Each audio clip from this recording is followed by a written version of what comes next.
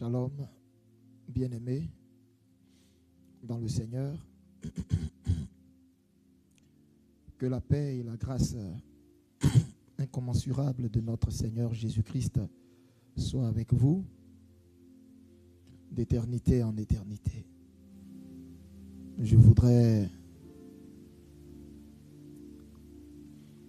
avant tout propos, commencer par recommander ce moment entre les mains du Seigneur. Alors de là où vous vous trouvez, vous allez en même temps que moi prier. Nous allons tous ensemble recommander ce moment entre les mains de notre Père. Nous prions. Père, nous te bénissons. Merci pour ce moment. Conduis toutes choses. Conduis toutes choses par ton esprit. Conduis toutes choses par ta force toute puissante. Au nom de Jésus. Tu as voulu ce jour et tu l'as marqué d'une pierre blanche parce que ce jour tu voudrais t'exprimer, parler à ma nation, parler aux Ivoiriens, parler à chacun de nous, parler à toutes les couches sociales de ce pays. Nous te bénissons. Merci.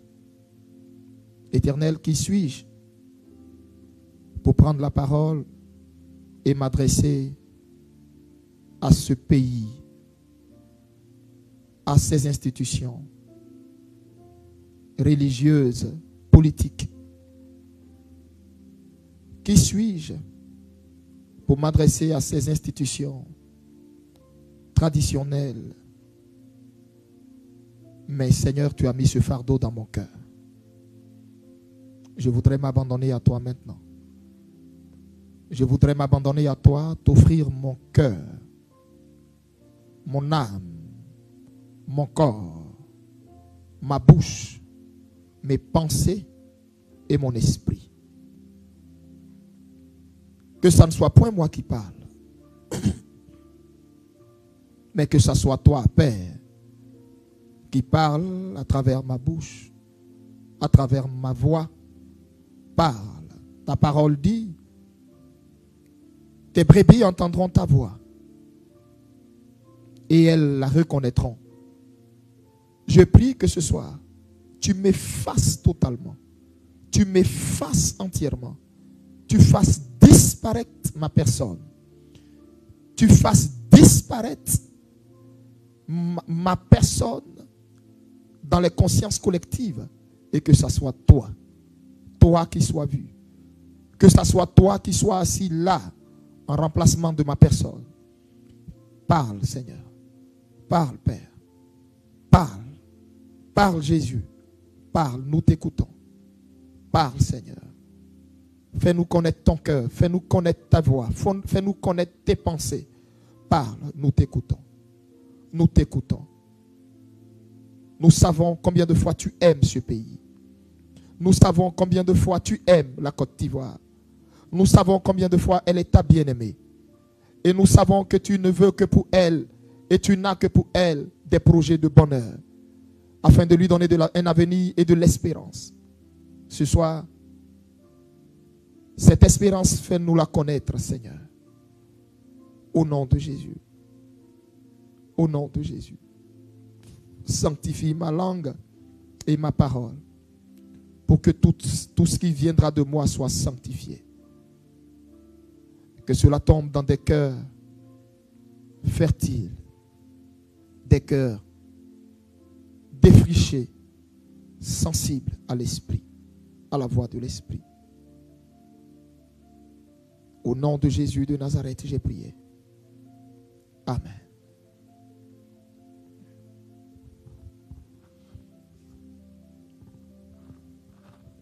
Ivoiriens, Ivoiriennes, que la grâce et la paix de notre Seigneur Jésus-Christ vous soient accordées, qu'elle vous soit donnée en abondance, en grâce et sans partage. Je suis là ce soir, non de moi-même. Je suis là ce soir pour remplir une mission que m'a confiée le Seigneur. Une tâche, un devoir que m'a confié le Seigneur. Je voudrais déjà que vous compreniez que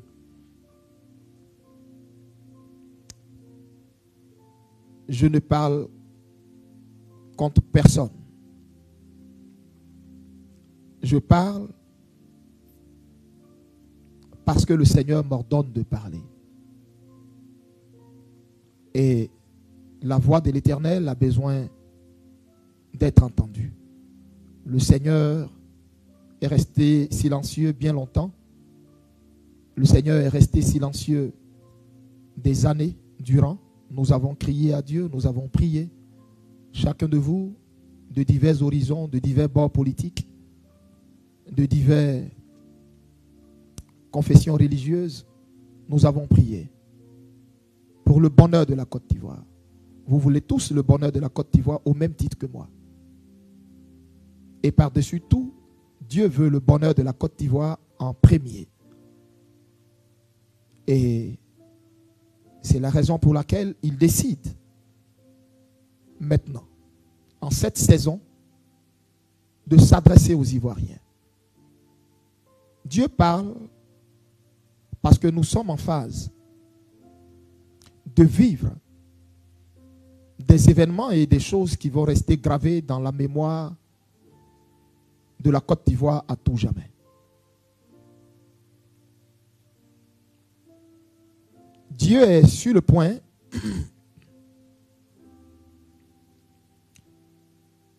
de restaurer cette nation, de restaurer ses fondements, de restaurer ses racines. La parole de Dieu dit: arrive-t-il un malheur dans une ville sans que l'Éternel n'en soit l'auteur? Sonne-t-on la trompette sans que le peuple n'en soit dans l'épouvante? Car l'Éternel ne fait rien arriver sans révéler son secret à ses serviteurs les prophètes. Autant pour moi, Amos chapitre 3, versets 6 à 7.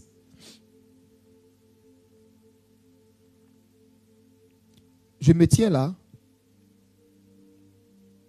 non comme étant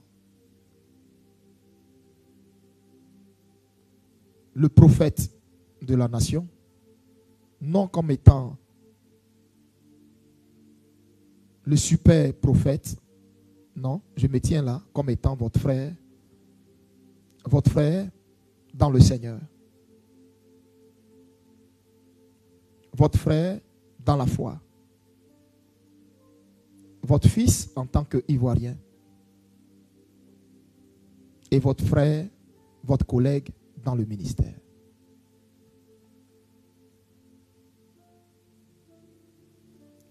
C'est une grâce que Dieu m'a fait de répondre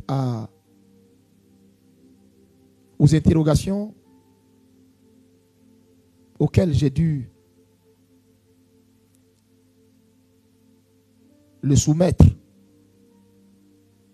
Quand je dis le soumettre, pas le brimer, pas l'oppresser pour qu'il me réponde. Mais si vous voulez, c'est une grâce que Dieu m'a fait de répondre aux questions que j'ai bien voulu lui poser. Ces questions me tenaient à cœur. Parce que je sais que vous souffrez tous dans votre cœur en vous demandant, mais quand est-ce que cette nouvelle Côte d'Ivoire va voir le jour? Cette Côte d'Ivoire qui nous a été promis, qui est un Eldorado parfait, cette Côte d'Ivoire de laquelle tout le monde rêve, que plusieurs voient en songe.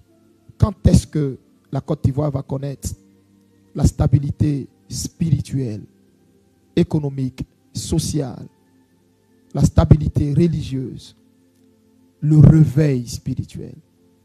Et nous nous posons tous la question. Nous soupirons tous sur notre couche après tant d'interrogations. J'étais aussi comme vous. Et j'ai aussi, comme vous, donné des messages que le Seigneur m'a donnés. Et après avoir fini de donner les messages,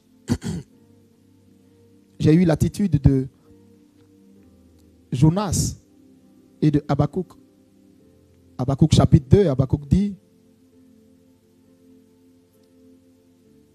je me tiens sur la tour et je veille et j'observe, je guette pour voir les réponses que je vais obtenir après mes supplications, après mes pleurs.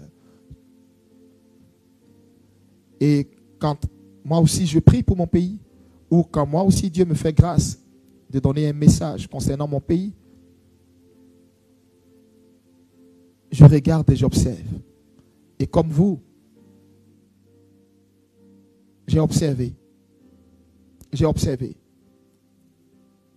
Je me suis posé plein de questions. Mais pourquoi, Seigneur, tu nous dis ceci, tu nous dis cela? Pourquoi plusieurs prophétisent, plusieurs parlent, plusieurs ont des songes, où nous voyons la gloire de Dieu remplir la Côte d'Ivoire, où nous voyons la délivrance face aux forces obscurantistes qui sévissent dans notre nation. Plusieurs voient cela en songe. Mais pourquoi cela n'est pas une réalité? Pourquoi nous annonçons et nous ne voyons pas? Pourquoi, Seigneur? Tu nous dis nous sommes dans le temps. Nous sommes dans le temps. Mais pourquoi nous ne voyons rien? Faut-il attendre encore longtemps? Faut-il encore continuer d'attendre des années, des années? Et je répandais mes larmes, je répandais mes cris devant le Seigneur. Et il a plu au Seigneur de me répondre à travers une lettre qu'il m'a adressée. Et quand je dis une lettre, ce n'est pas que le Seigneur a fait un courrier pour me le donner. Il m'a dit: lève-toi, écris et prends note de tout ce que je vais te dire. Je lui ai dit: parle-moi et je vais aller transmettre ce que tu me dis à ton peuple. Il m'a dit: je ne veux pas que tu en oublies une seule phrase et que tu sautes un seul mot. Et je ne veux pas que tu dises ce que je ne t'ai pas dit. Je veux que tu retransmettes mes paroles telles que tu les as reçues, mot pour mot. N'ajoute rien. N'emploie pas des synonymes. N'essaie pas d'adoucir ce que je n'ai pas adouci. N'essaie pas de ramollir ce que je n'ai pas ramolli. N'essaie pas de rendre dur ce que je n'ai pas rendu dur. Donc, je ne veux pas que tu m'écoutes pour m'écouter, mais je veux que tu prennes note. C'est ainsi, j'ai pris note. Mot pour mot. Il allait doucement avec moi. Il me parlait, il m'a dit: je vais te faire connaître mon cœur. Je vais te faire connaître certaines choses concernant le retard de la délivrance, du salut de ta nation. Je vais te faire connaître.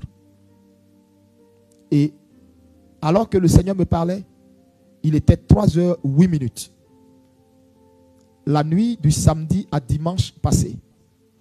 La nuit du samedi à dimanche dernier. Il était 3h08 quand il a commencé. Et il m'a parlé. Il m'a parlé jusqu'à 5h40 du matin. J'ai pris des notes. J'ai lu le message dimanche publiquement. Mais le message requérait bien sûr certaines explications. Le message requérait certaines profondeurs qu'il me fallait, par l'Esprit de Dieu, en temps voulu par le Seigneur, au jour voulu par le Seigneur, apporter. Et c'est ce jour-là qu'il a choisi aujourd'hui. Frères et sœurs, amis de la Côte d'Ivoire, Que Dieu vous bénisse. Pour faire les choses dans l'ordre, je vais lire le message que le Seigneur m'a donné et par la suite donner l'approfondissement que le Seigneur m'a donné. En vous donnant les détails, restez juste connectés, partagez ce moment dans tous les groupes, sur toutes les plateformes, sur tout le territoire ivoirien. Envoyez ce message. Ce n'est pas un prophète qui parle. C'est le Seigneur qui utilise la vile voix d'un prophète et qui s'adresse à vous. Ne me regardez pas moi. Ce n'est pas une affaire de confession religieuse. Ce n'est pas une affaire de tu es de mon église, tu n'es pas de mon église. Ce n'est pas une affaire de tu es du nord, tu es du sud, tu es de l'est, ou tu es de tel bord politique ou de tel bord politique. Non. C'est une affaire de la Côte d'Ivoire. Alors, je donne le message que j'ai reçu du Seigneur à 3 heures du matin et je vous donne maintenant la profondeur, l'approfondissement, les détails et point par point que je lui ai posé comme question qu'il m'a donné comme réponse. Nous sommes 295 personnes connectées. Continuez de partager et d'inviter vos amis, vos frères et vos sœurs. Message du Seigneur à l'Église de Jésus-Christ de Côte d'Ivoire et à la nation ivoirienne. Ceci est un message de réparation que l'Église Foursquare en particulier et l'Église de Côte d'Ivoire en général doit connaître. Vous aspirez au réveil, vous désirez la délivrance de l'Église et de la nation des forces obscurantistes. Vous appelez de toutes vos forces le secours de Dieu pour votre nation. Vous implorez et le ciel semble ne pas vous écouter. Vous suppliez et pas de réponse. Savez-vous pourquoi? Église de Côte d'Ivoire, savez-vous pourquoi vous avez perdu votre premier feu? Le feu du premier réveil que j'ai fait descendre dans votre nation. Savez-vous pourquoi les forces du mal et les puissances des ténèbres se rendent maîtres de vous? Savez-vous pourquoi vos prophètes prophétisent paix, paix, et il n'y a point de paix? Savez-vous pourquoi vos prophètes prophétisent victoire, victoire, et il n'y a point de victoire?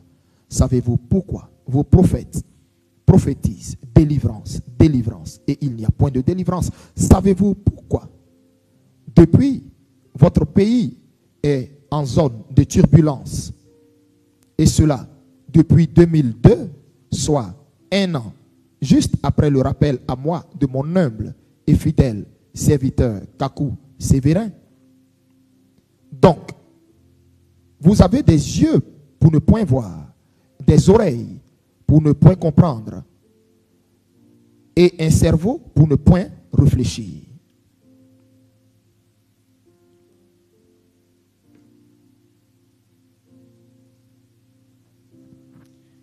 Eh bien, maintenant, prêtez oreille et écoutez.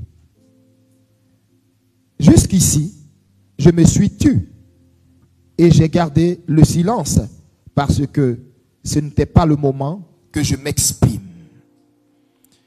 Il fallait que je trouve un cœur pur pour qu'à travers lui, je révèle mes desseins et fasse part de mon amertume. Aucune attaque, aucune violence ne vous serait arrivée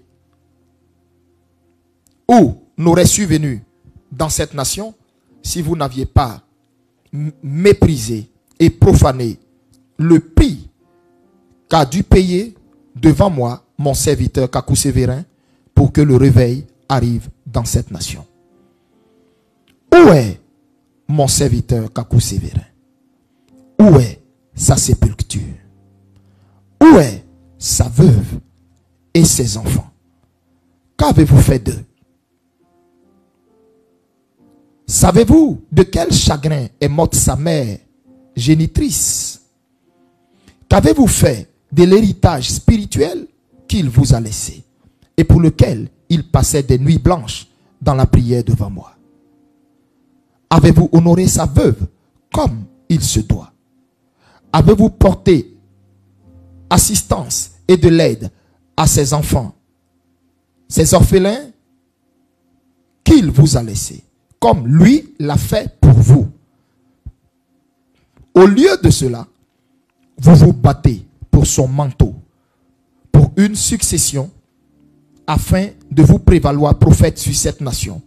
Qui appelle, qui qualifie et qui envoie? N'est-ce pas moi l'Éternel? Vous avez prié, jeûné à la recherche de l'onction et du manteau qui reposait sur lui, mais en vain. Qu'avez-vous reçu? Rien que du vent. Et pourquoi donc? Parce que ce manteau je l'ai caché, où moi seul, et rien que moi seul pourrais le révéler. Regardez les autres nations proches de vous. Regardez le Nigeria. A-t-il perdu le feu de son réveil? Non. Et vous, savez-vous pourquoi celui que j'ai choisi comme précurseur de ce réveil n'a jamais été déshonoré par ses fils? Et tout le pays entier n'a jamais nié son sacerdoce ni son autorité. La nation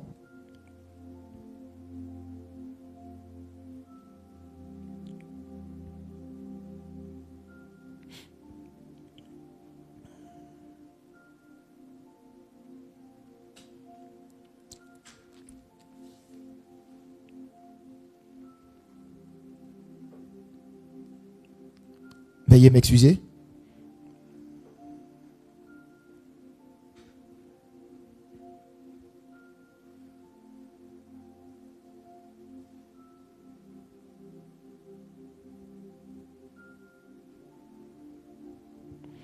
Ok. Le pays et tout le pays entier n'a jamais nié son sacerdoce ni son autorité. Sa nation se référait à lui pour avoir mon conseil sur toutes les décisions qui se prendraient concernant la nation. Les églises se donnaient la main d'association pour être fortes dans cette nation. Mais elles ne se combattaient pas entre elles comme vous, nation ivoirienne, vous le faites. Elles ne luttaient pas à un leadership, mais tous étaient un et suivaient la cadence de ce réveil au point où le réveil a embrasé toute la nation et plusieurs puissants ministères et ministres de Dieu sont sortis de ce réveil. Leur ministère grandit et continue de croître sans cesse jusqu'à ce jour. Mais toi, Côte d'Ivoire, qu'as-tu fait de ton premier réveil? Si ce n'était de combattre celui par qui j'avais allumé le feu de ce réveil. Qu'as-tu fait si ce n'est de délaisser sa veuve et ses enfants? Quelle est cette nation qui ne sait pas honorer ses pères? Quelle est cette nation qui tue ses prophètes, humilie et bafoue ses prophètes, fait la part belle aux féticheurs sur les plateaux de télé? Du vivant de mon serviteur, plusieurs se sont fait appeler prophètes des nations et pères de cette nation. Même ses fils spirituels de son vivant se sont fait appeler prophètes des nations. Ils ne l'ont point honoré comme père, mais se sont vus son égal à cause de sa trop grande humilité. Ils l'ont humilié et rabaissé sans cesse de son vivant. Eh bien, où sont-ils maintenant? Que sont-ils devenus? Que sont devenus leurs ministères? Pourquoi ne prophétisent-ils pas sur la nation qu'on voit leurs œuvres? Je suis l'Éternel qui venge le sang de mes serviteurs, les prophètes, et celui qui venge le sang et les larmes de mon serviteur Kakou Sévérin sur ses fils, sur cette nation, sur le président qu'il devait consacrer et dont il devait dédier le pouvoir à mon trône. Je suis celui qui juge les institutions qui n'ont pas cru en lui et au fait que je l'ai choisi pour être le père de cette nation devant ma face et le précurseur d'un réveil puissant, malheureusement écouté par la rébellion de votre cœur. N'y avait-il pas de prophète dans cette nation pour qu'on aille chercher un prophète hors de ce pays pour venir bénir ce qu'il n'a pas contribué à bâtir? Ce sont tous ces méfaits et travers qui ont favorisé l'invasion des puissances étrangères et ténébreuses sur cette nation. De son vivant, mon serviteur avait bâti un hôtel de protection en faveur de la Côte d'Ivoire pour qu'elle ne succombe pas, car je lui avais fait voir l'avenir de cette nation. Pourquoi le 24 décembre 1999, lors du premier coup d'État qu'a subi cette nation, il n'eut ni sang versé, ni vie humaine emportée? Parce que mon serviteur vivait et je l'avais averti de ce coup d'État et il avait prié, jeûné pour cela devant ma face. Pourquoi en 2010, sous la présidence de M. Gbagbo, malgré vos multitudes efflopées de prophètes dans vos palais qui ont jeûné, prié pour votre pouvoir, vous avez perdu ce pouvoir? N'est-ce pas? Ce n'est pas la multitude qui sauve le roi, mais un homme dont le cœur est pur devant moi. Église ivoirienne, repentez-vous. Et vos leaders religieux, vous et vos leaders, pour moi, désolé, Église ivoirienne, repentez-vous. Vous et vos leaders religieux, repentez-vous. Si vous voulez voir ma gloire et mon intervention dans ce pays, repentez-vous. Revenez à moi et je reviendrai à vous. Repentez-vous si vous voulez voir le prochain réveil qui arrive. Ce réveil est beau. Ce réveil est fort. Ce réveil est puissant. Et plus glorieux que le premier que vous avez connu au temps de mon prophète Kakou Sévérin. Repentez-vous, sanctifiez-vous, revenez sincèrement de tout votre cœur à moi et je reviendrai à vous, car il est l'heure pour moi de faire mon entrée dans votre pays comme je l'ai fait à Jérusalem. Parole du Seigneur. Voici ainsi le message que j'avais reçu de la part du Seigneur la nuit du 1er au 2, la nuit du samedi à dimanche, de 3h à 5h du matin. Et donc, le Seigneur, par la suite, va approfondir ce message. Sur les réseaux sociaux, c'est juste le message tel que je l'avais reçu, que j'ai donné. Mais l'approfondissement que le Seigneur avait donné, je priais pour savoir s'il voulait que j'en parle ou que je le donne. Il m'en a donné la conviction. C'est pourquoi j'en parle aujourd'hui. Alors,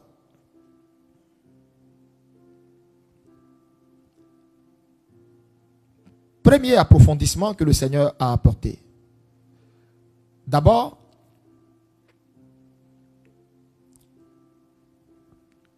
ce que vous venez d'entendre, c'est un cri de cœur.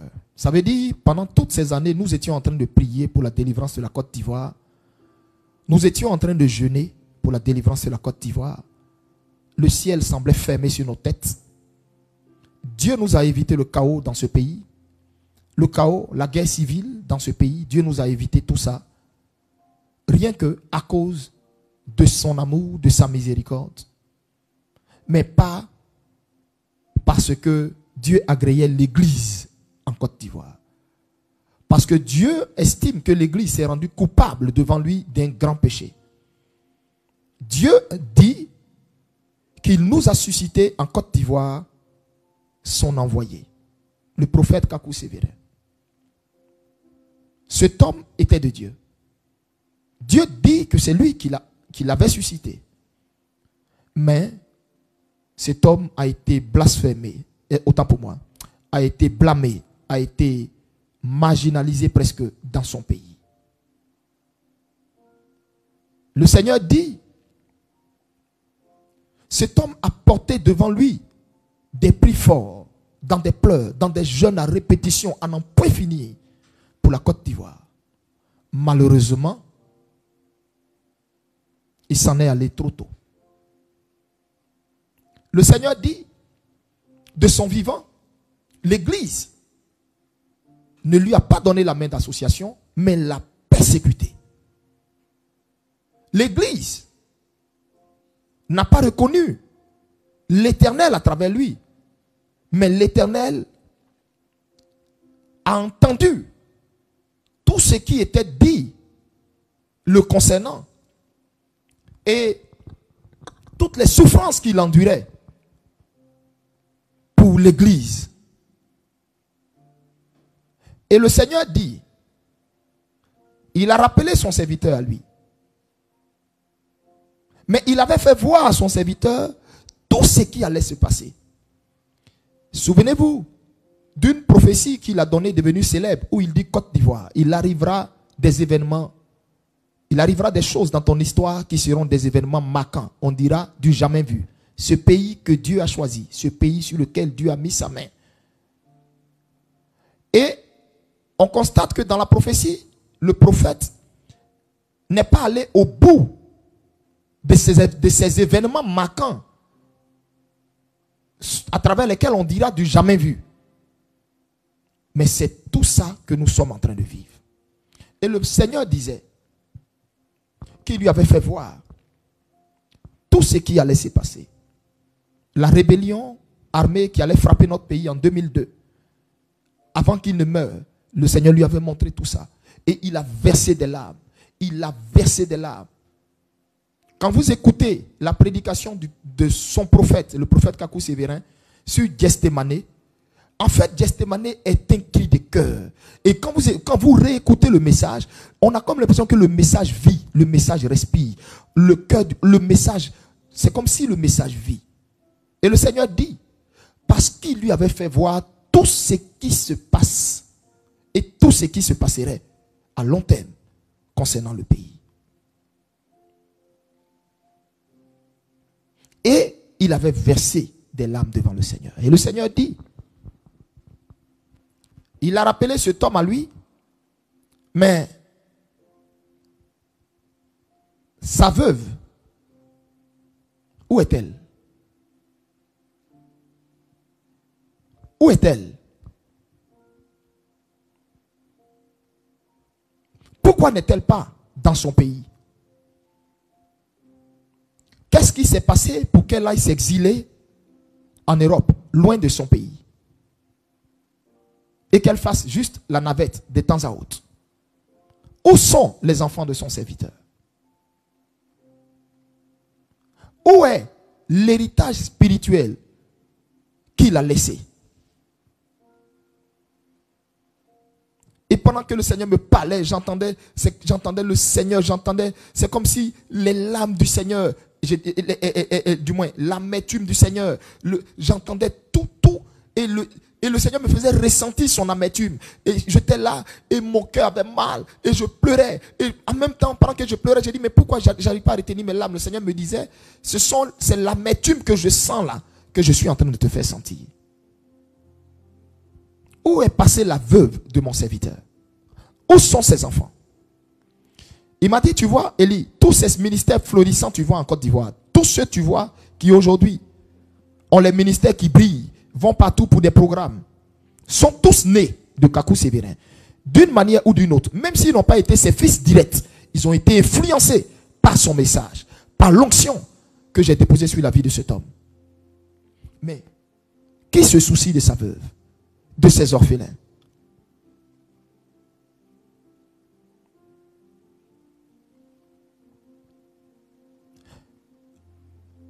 Si on cherche dans cette nation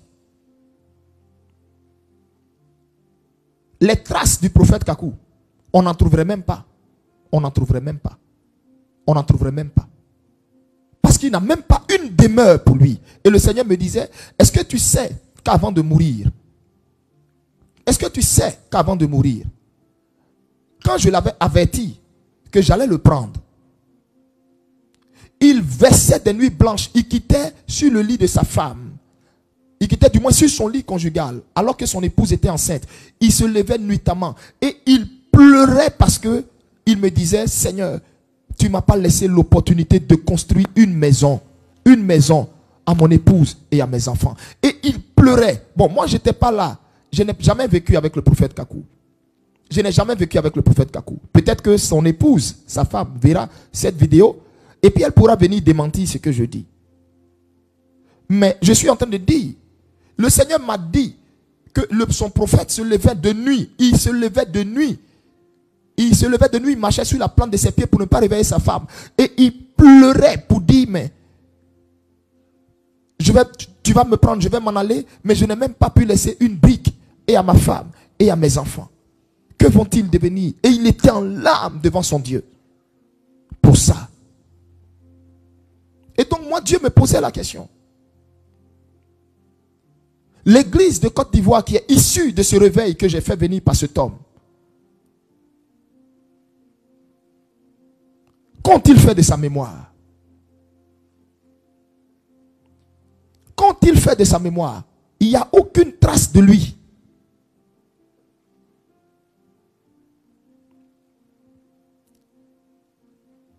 Où est sa veuve? Où sont ses orphelins?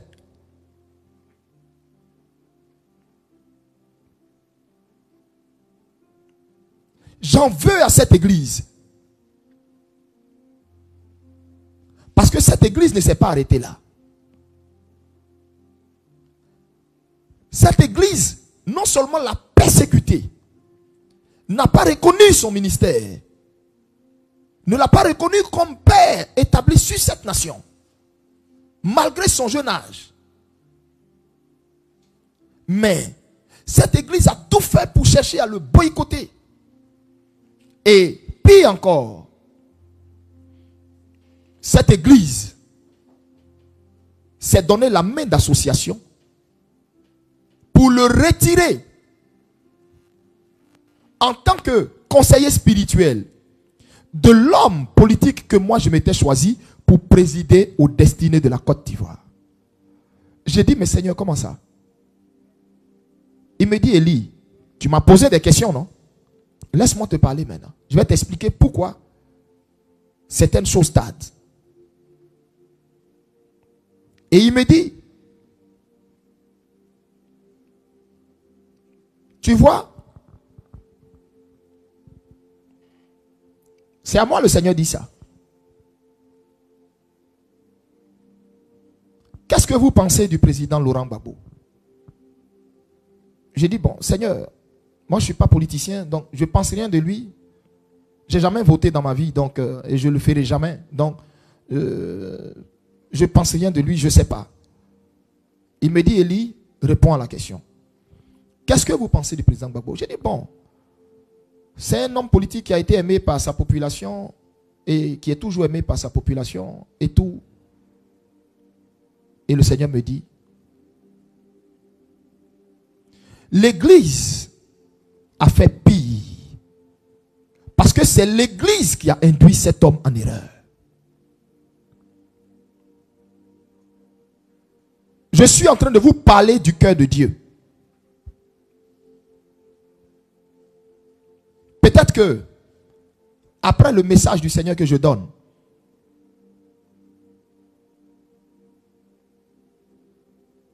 peut-être que on me persécutera. Que la gloire revienne au Seigneur. Mais j'ai le droit et le devoir de dire ce que Dieu m'a dit. Parce que moi aussi, j'ai prié pour ce pays. J'ai prophétisé. Et je ne comprenais pas pourquoi tu me dis délivrance. Tu me dis dans peu de temps et on ne voit rien. Mais qu'est-ce qui se passe? On a comme l'impression qu'une dalle est sur notre tête en Côte d'Ivoire ici. Ou bien les puissances des ténèbres sont plus fortes que le nom de Jésus-Christ. Et toute l'église de Côte d'Ivoire réunie ou quoi? Qu'est-ce qui ne va pas, Seigneur? Ou bien les sacrifices humains que les satanistes font contre ce pays, c'est plus puissant que le nom de Jésus ou quoi?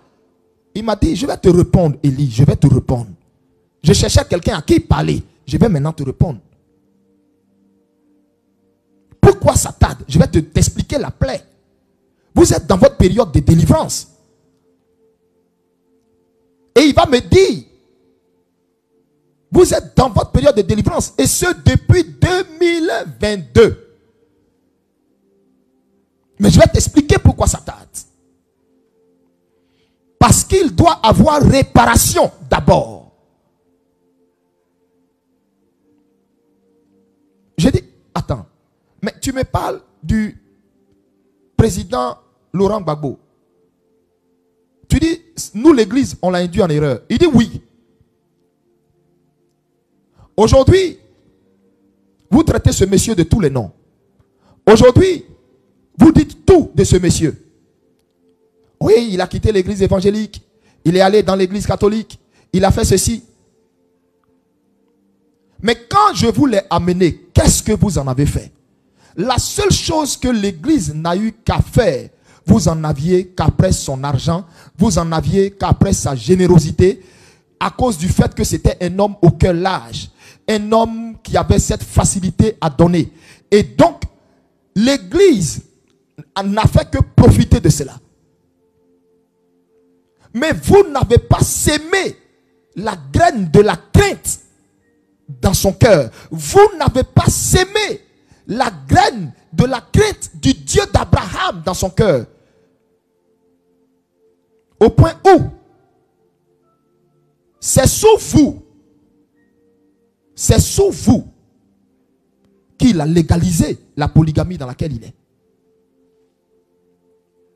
C'est sous vous.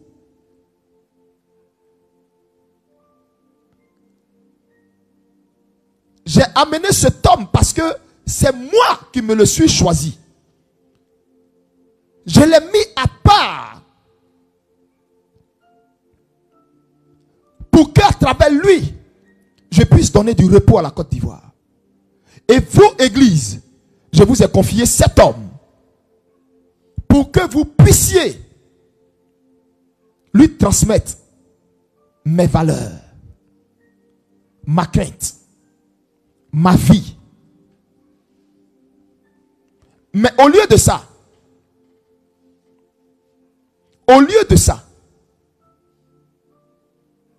vous étiez devenus ces bons potes du palais.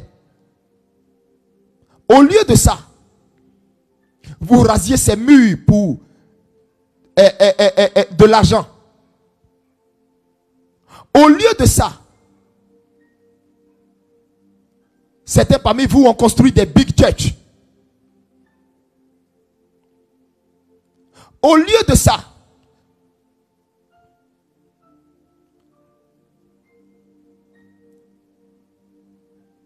vous n'avez pas fait asseoir ma vie dans le cœur de cet homme.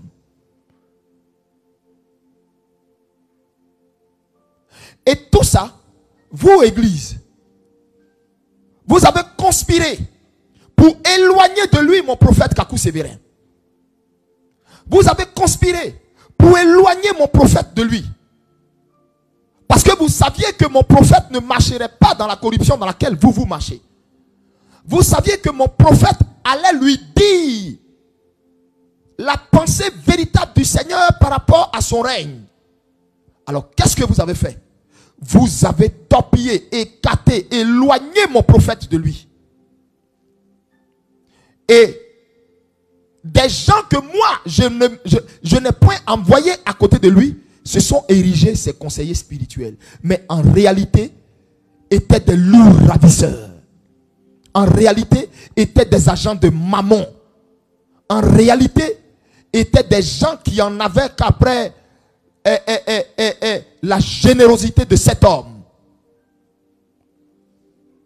Vous avez tous puisé dans cet homme, profité de la naïveté de cet homme qui croyait m'obéir, qui croyait me servir. Vous avez tous menti à cet homme. Vous venez, vous donnez des prophéties que je ne vous ai pas ordonnées. Tout ça pour des enveloppes. Et celui que moi je m'étais choisi comme le Nathan qui devait être à côté de David, Kakou Sévérin que je m'étais choisi pour être à côté, pour être le conseiller spirituel, le guide spirituel de cet homme, ils l'ont écarté. Parce qu'ils ont vu en Laurent Gbagbo une manne. Quelqu'un qui va venir les faire sortir de la misère, de la galère. Ils ont écarté le prophète Kakou Sévérin.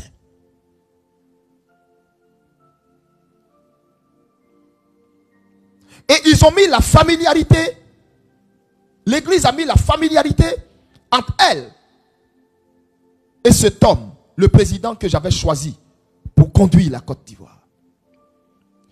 La familiarité était telle que quand même l'église venait lui donner un message, c'était même à peine comme s'il considérait vos pasteurs et vos prophètes.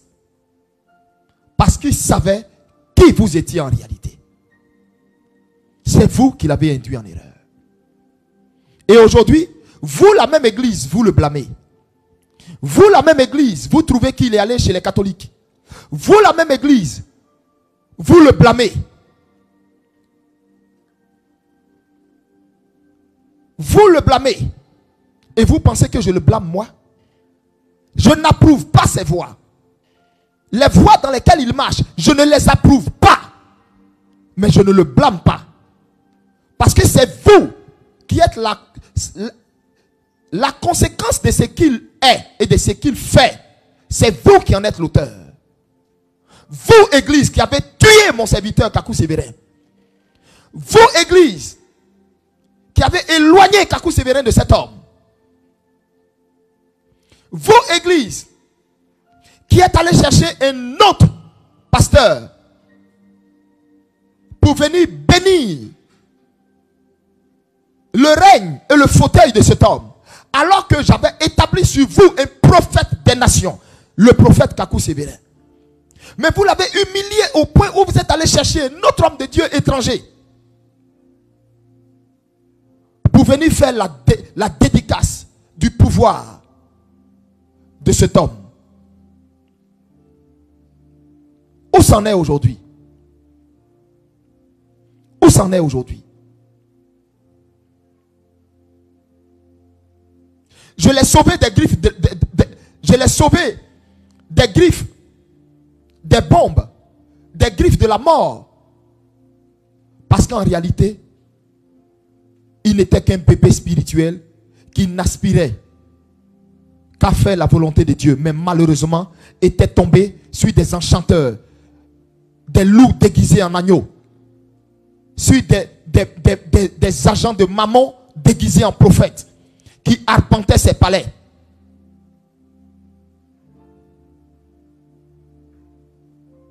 Mais église, c'est vous qui êtes responsable de tout ce qui s'est passé dans le pouvoir de cet homme.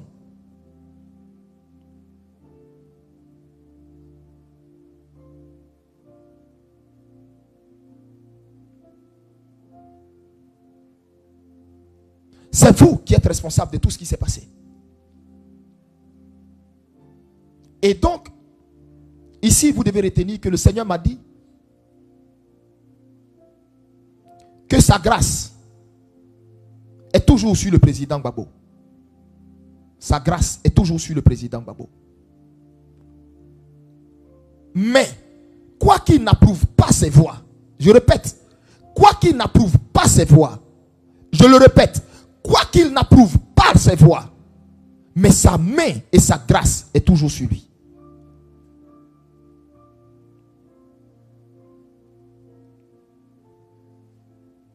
S'il revient à Dieu de tout son cœur, l'Éternel le restaurera comme pas possible. Parce que Dieu dit, oui, il a commis des fautes, mais c'est l'Église qui en est responsable. C'est l'Église.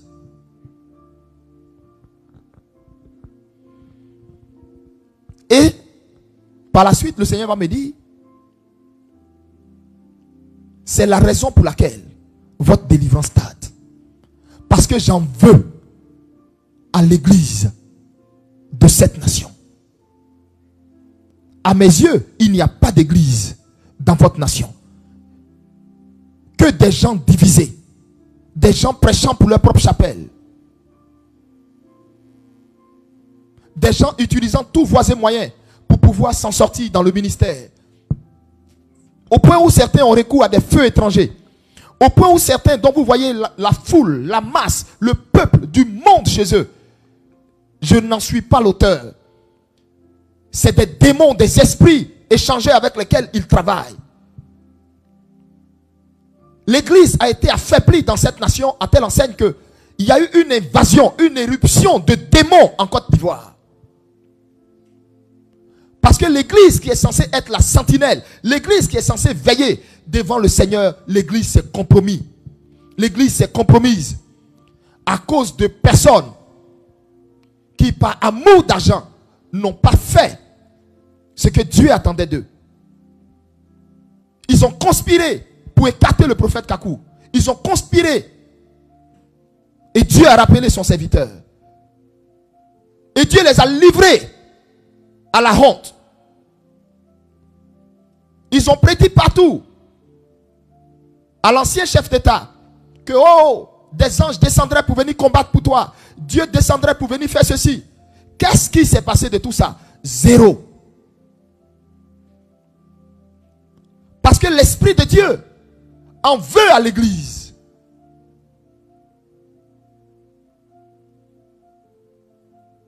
L'Esprit de Dieu en veut à l'église.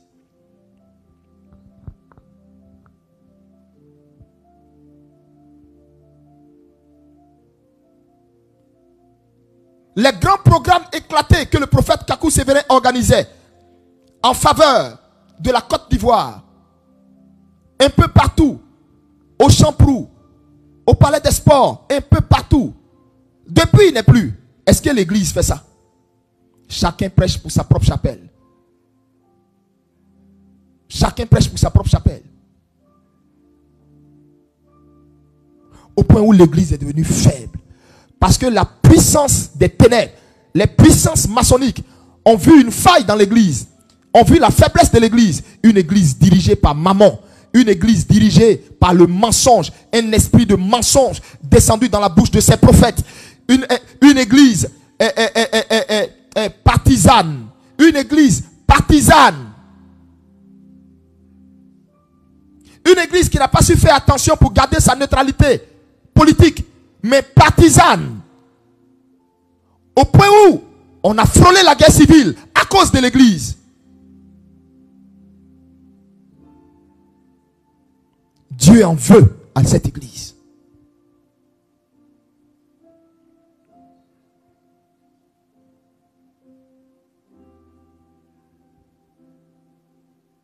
Et en ce moment,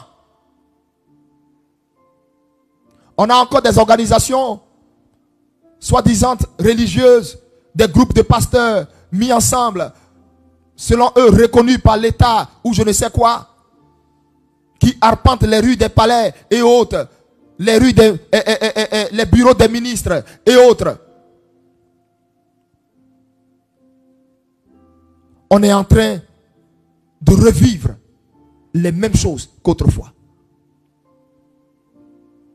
Les mêmes choses qu'autrefois. Au point où la voix de l'église ne pèse pas dans la nation. Au point où l'église n'est pas écoutée dans la nation. Au point où ces clergés, ces bergers ne sont pas écoutés ni respectés dans la nation. Parce que dans la nuit, on sait où on les voit. Dans la nuit, on sait dans quel couloir on les voit. Dans la nuit, on sait dans quel bureau on les voit. L'église est devenue faible. C'est la raison pour laquelle les forces du mal ont raison sur nous dans cette nation. C'est la raison pour laquelle les forces du mal nous assujettissent. Parce que l'église qui est censée être le flambeau, la lumière, la voix des sans-voix, l'église s'est corrompue. Donc l'église ne peut pas parler à l'appareil de l'État. L'église ne peut pas parler au gouvernement. L'église s'est corrompue. Ils ne peuvent pas parler. Ils sont juste amis des chefs d'État, amis des ministres. Leur carnet d'adresse est rempli de personnalités pour s'en glorifier. À quoi ça sert d'avoir un carnet d'adresse rempli d'homme politique et puis Dieu ne te reconnaît pas. Et puis Dieu t'a vomi. Je préfère avoir l'adresse de Dieu dans mon carnet d'adresse que l'adresse d'un politique. Et donc Dieu en veut à l'église. C'est pourquoi l'église crie à Dieu. Et puis les oreilles de Dieu sont sourdes sur l'église.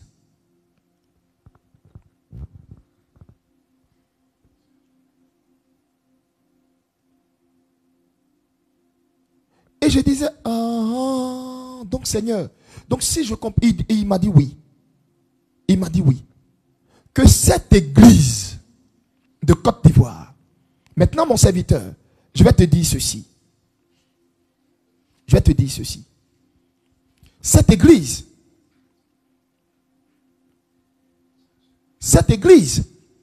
doit faire deux choses. Sinon trois choses, autant pour moi. J'ai dit lesquelles? Il m'a dit, cette église doit faire trois choses.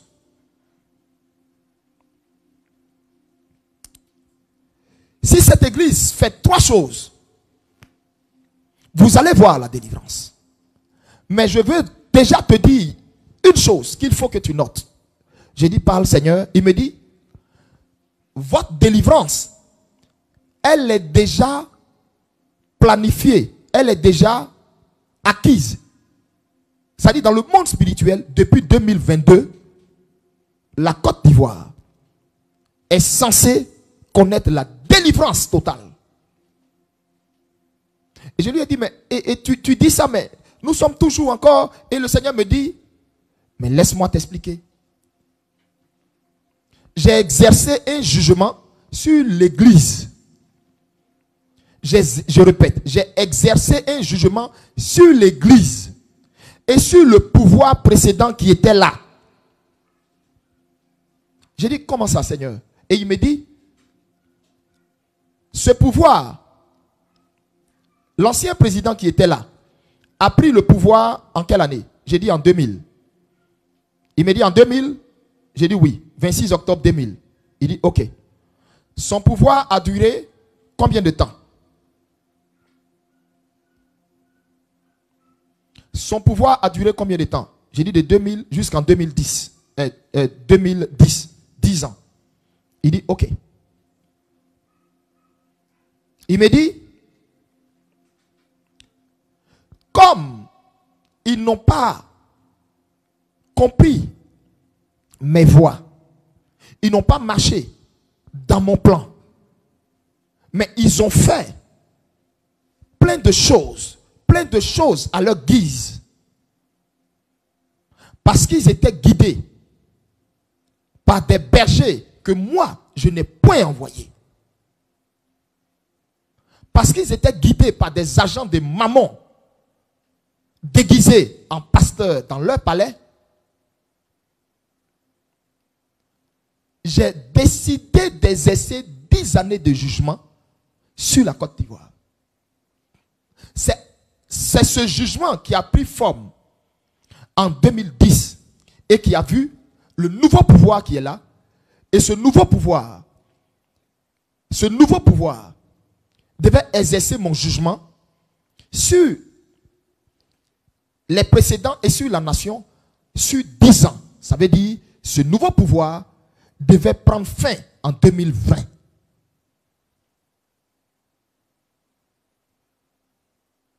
Détrompe-toi, Élie.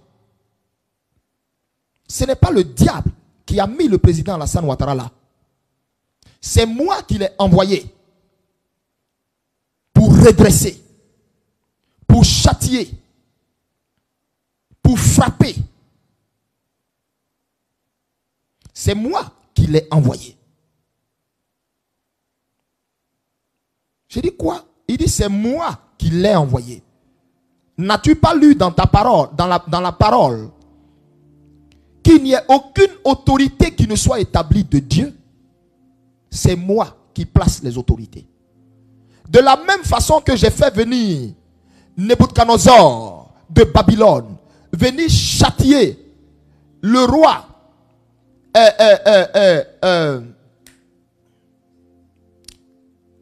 je crois Sédécias ou Jéconias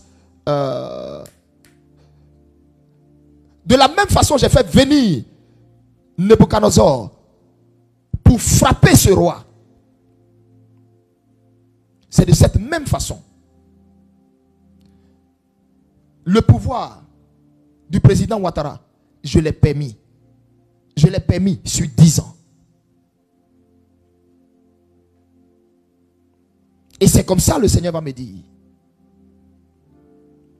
Le temps que moi, je voulais exercer comme jugement, le temps que je voulais exercer comme jugement sur cette nation, sur les précédents à qui j'avais confié les rênes de cette nation et qui avaient joué avec le péché, avec toutes sortes de péchés que je n'aimerais pas citer ici, et qui n'avaient pas de berger devant eux assez rigoureux pour leur faire entendre ma voix. Ce temps-là de jugement, il est fini.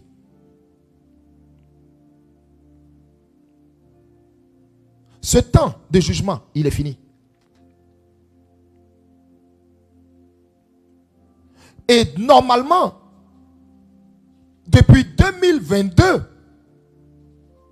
une nouvelle ère, une nouvelle page s'est ouverte sur la Côte d'Ivoire. Mais pourquoi la restauration a tardé, la délivrance a tardé? Parce que l'Église n'avait toujours pas compris, l'Église n'avait pas compris que c'était elle la plaie, c'était elle à qui je reprochais réellement certaines choses. C'est pourquoi toi, je t'envoie pour faire connaître ma voix. Pour faire connaître ma voix à mon église. Pour que mon église revienne à moi.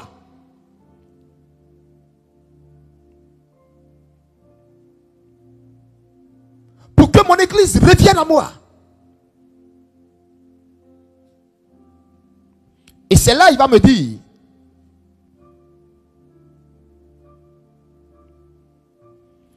voici 3 choses. Si vous voulez voir la restauration de votre nation. Mais sache, comme je te l'ai dit, depuis 2022, vous êtes dans une nouvelle page. Et la délivrance de votre nation va arriver. Mais vous devez faire 3 choses. La première chose, une réparation, une offrande de réparation à la veuve de mon serviteur, prophète Kakou Sévérin, et à ses enfants. L'église Foursquare, avec à sa tête pasteur Nyepé Marius, que je vais t'amener à aller rencontrer. L'église de Côte d'Ivoire, avec à sa tête comme patriarche pasteur Yaé Dion Robert, que je vais t'amener également à aller rencontrer. Ces deux-là. Pourquoi Foursquare? Parce que mon serviteur Kakou Sévérin est quitté de Foursquare. Foursquare a le nom qu'elle a à cause de lui. Et j'en veux également à Foursquare à cause du traitement réservé à la femme de mon serviteur et à ses enfants. Je t'enverrai vers pasteur Nyepé Marius, le président national de Foursquare, et le pasteur Yaé Dion Robert, ces deux. Et tu leur diras que moi l'Éternel, je dis, il faudrait que l'église lève une offrande de réparation à la veuve de mon serviteur et à ses orphelins.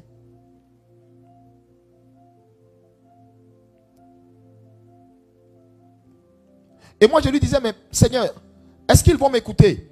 Il m'a dit, pas, fais ta part. Si tu as fait ta part, qu'ils ne t'écoutent pas, je ferai retomber le sang de chaque Ivoirien sur leur tête.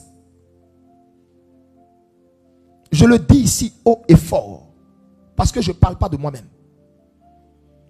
Va, fais ta part.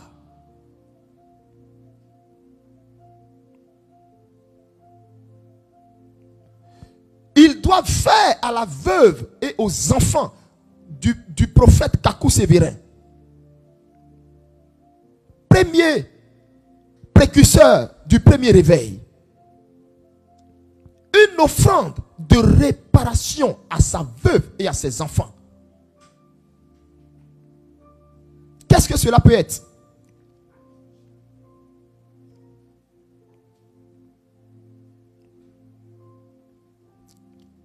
Ça, le Seigneur se révélera à eux. Et il m'a dit, c'est la première chose. Parce que l'amertume, les larmes de mon serviteur parlent sur cette nation. Deuxièmement, c'est que je suis en train de vous dire comment faire pour que nous vivions les temps de restauration, de grâce, de bénédiction qui nous ont été promis, prophétisés par le Seigneur, par diverses bouches, différentes personnes. Dieu parle d'une offrande de réparation à sa veuve, à ses orphelins. Deuxièmement, Dieu dit que l'Église, avec à sa tête Pasteur Yaé Dion Robert et Pasteur Nyepé Marus, décrète décrète un temps de prière en faveur de l'Église de Côte d'Ivoire. Et qu'il décrète un temps de prière, un temps de prière, un temps de prière. Je répète, un temps de prière en faveur de l'Église de Côte d'Ivoire. Et ça va être couronné par un grand rassemblement religieux. À une place où là-bas, selon qu'il est écrit, si le peuple sur lequel est invoqué mon nom s'humilie et prie, cherche ma face du haut des cieux, je le guérirai et j'exaucerai son pays. Donc, premier fait, premier point,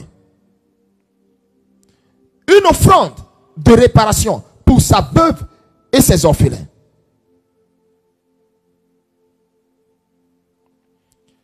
Deuxième fait,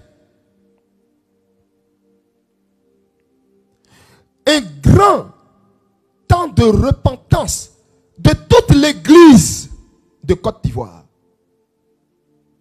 Parce que si la tête de l'Église s'est corrompue, c'est toute l'Église qui s'est corrompue.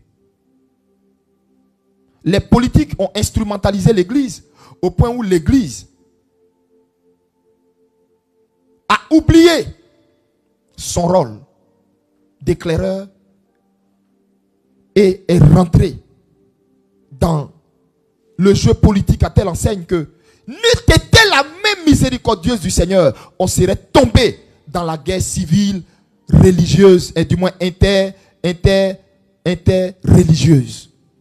Musulmans, chrétiens. C'est ça que Dieu nous a fait éviter. Et il m'a dit tout ça à cause de l'alliance que j'ai avec mon serviteur, Kakou Sévérin, qui a versé des larmes pour ce pays et qui avait bâti un hôtel pour la Côte d'Ivoire.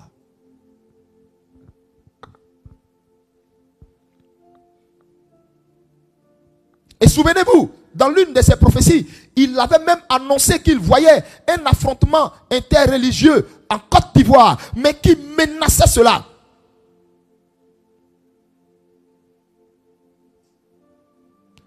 Le Seigneur dit, si on n'a pas vécu l'histoire du Rwanda, parce que tous les ingrédients étaient réunis en 2010 pour une guerre civile, pas possible. Yopougon, qui était le bastion de l'ancien chef d'État, aujourd'hui, il ne resterait même pas une seule personne à Yopougon.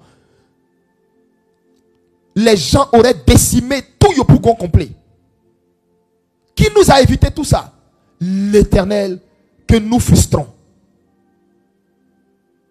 Parce qu'il aime ce pays. Et il se plaint de l'Église parce qu'il dit l'église n'a pas joué son rôle. L'église a été politisée. l'église a manqué son rôle. Il nous appelle à une repentance. Il dit que ces deux leaders religieux de Foursquare et Papa Dion Robert, qu'ils voient les hommes de Dieu pour organiser un programme en faveur de la Côte d'Ivoire, pour demander pardon à Dieu pour l'église qui s'est corrompue.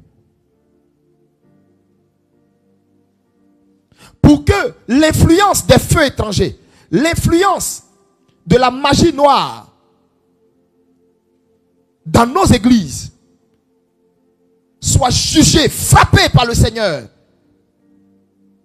et libère l'église du poids qui l'accable.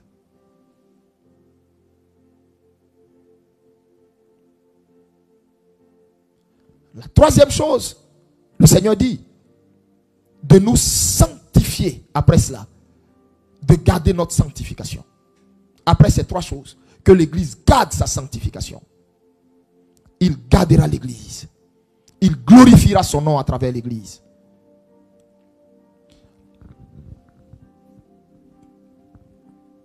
Parce que l'heure de la délivrance s'est approchée de nous et nous sommes dans l'heure de la délivrance. Je répète, nous sommes dans l'heure de la délivrance.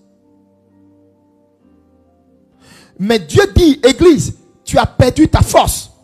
Tu as perdu ta force. Normalement, quand il y a une église dans une nation et l'église élève la voix, l'Éternel du haut des cieux entend. C'est une petite église. Je répète, une petite église qui a élevé la voix pour Pierre. Et les chaînes de la prison de Pierre se sont brisées. Et l'ange est allé le sortir de la prison. C'est un groupe de personnes. Église, voici la raison pour laquelle tu n'es plus puissante.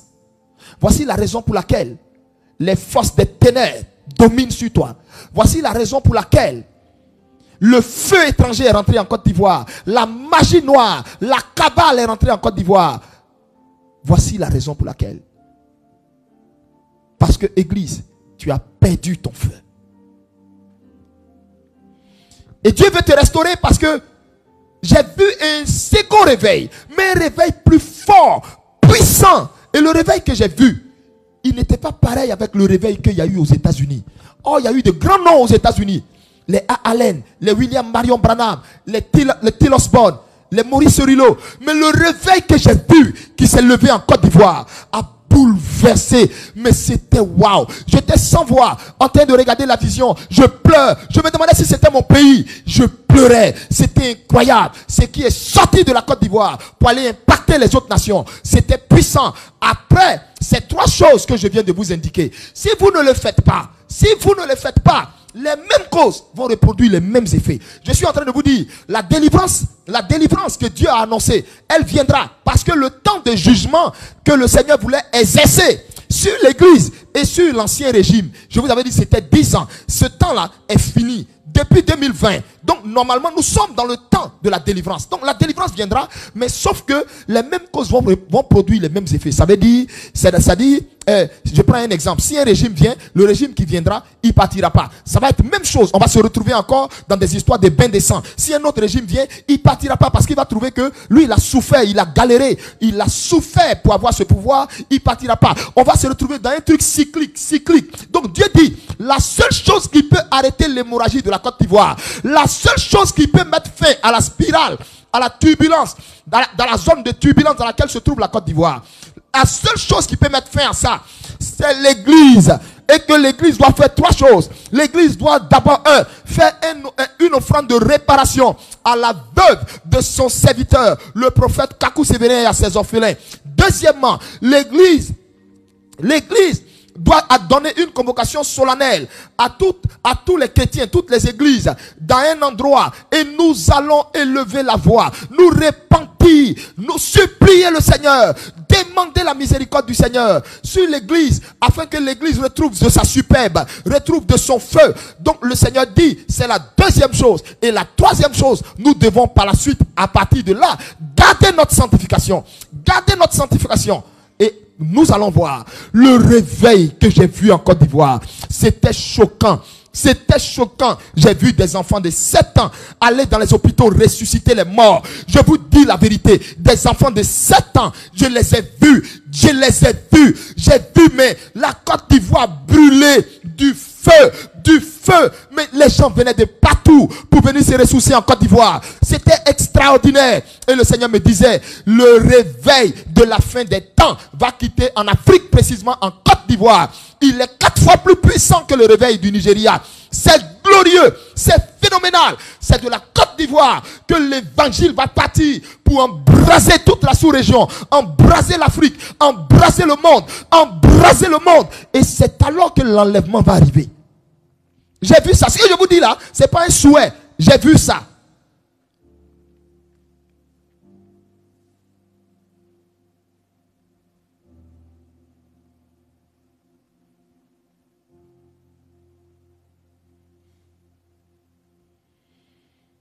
Ce n'est pas un souhait, mais je l'ai vu. Parce que j'ai vu la Côte d'Ivoire comme dans un tourbillon. Et on me disait, même si le régime actuel n'est plus là, le régime qui va venir, ça va être encore la même spirale. La même spirale. La même spirale. La même spirale. Et que pour mettre fin à ça, pour arrêter ça définitivement, pour que la Côte d'Ivoire connaisse la stabilité, offrande de réparation à la veuve du prophète Kakou Sévérin. Une forte offrande de réparation à la veuve du prophète Kakou Sévérin. Par la suite, un rassemblement de l'église devant le Seigneur pour se repentir, porter le deuil, le sac et la cendre, pleurer devant le Seigneur, laver sa robe devant le Seigneur, s'humilier devant le Seigneur. Et enfin, troisième, garder sa sanctification. Bien-aimés, frères et sœurs,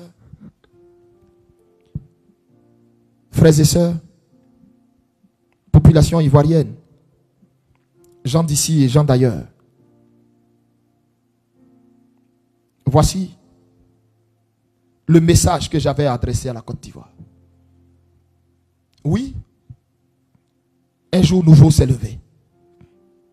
J'étais un homme heureux de savoir pourquoi les prophéties bloquaient. Dieu m'a dit, Élie, un instant.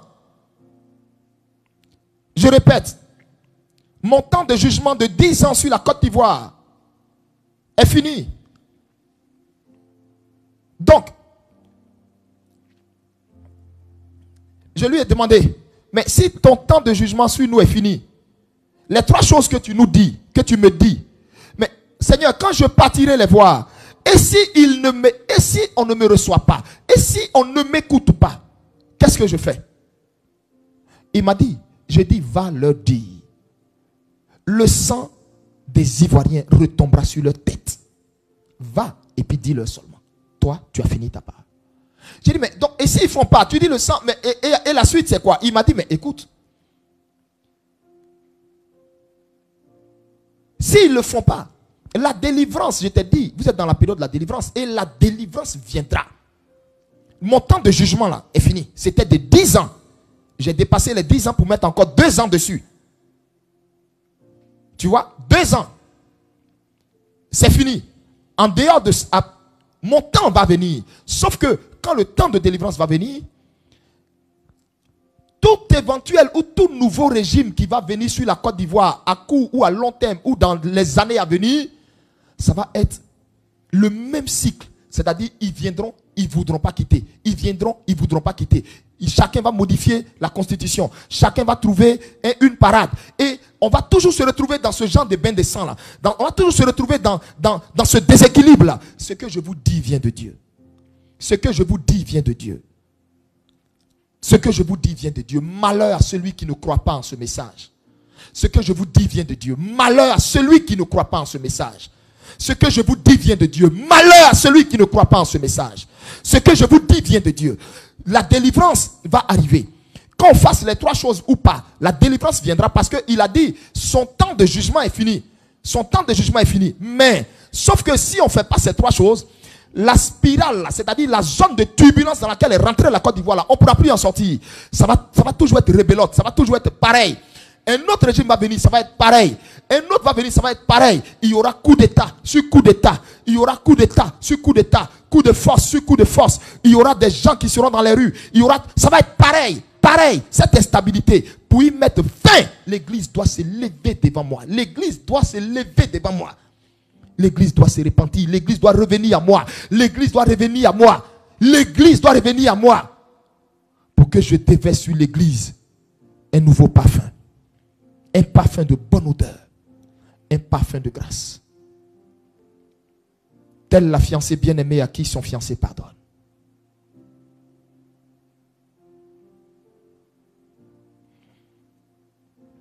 Il faut que l'église revienne à moi. Si l'église ne revient pas à moi, le second réveil qui va venir, ils vont tuer celui qui en sera la tête. Ils vont le détruire, le dévorer, tout cru. Comme ils l'ont fait pour Kakou Sévérin. Or, le réveil qui arrive est puissant, il est violent, il est fort. C'est du jamais vu. On dira du jamais vu. La prophétie qu'a donnée le prophète Kakou, où il a dit Côte d'Ivoire, on dira du jamais vu. C'est de ce réveil là le prophète parlait. Que Dieu bénisse la Côte d'Ivoire.